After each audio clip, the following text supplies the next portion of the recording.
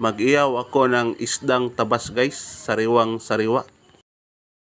Kinuha ko na ang bituka at nilagyan ko na ng asin para ihanda na natin sa ihawan guys. Murang-mura lang ito guys, 120 per kilo.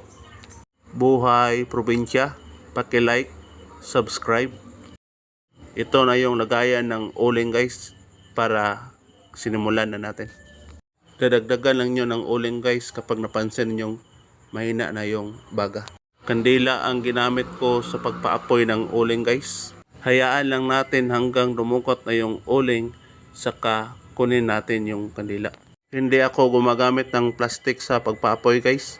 Masama sa kalusugan. Paki-comment kung taga saang lugar kayo para malaman ko kung saan naabot ang video ko. Salamat. Ito na yung ihawan natin guys. Pinausukan ko muna para uminit. Ayan guys, unti-unti nang dumukot yung uling natin guys gamit ang kandila.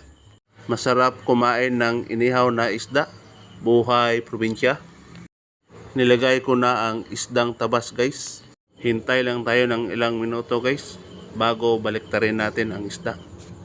Saglit lang naman ito guys, siguro nasa 10 to 15 minutes, depende sa apoy.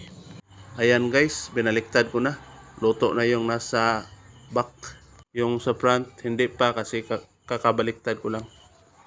Pasensya na, hindi kasi ako sanay magtagalog. Luto na yung inihaw na isda natin guys. Ready to eat na. Masarap, lalo na kapag may toyo, kalamansi, suka at sili.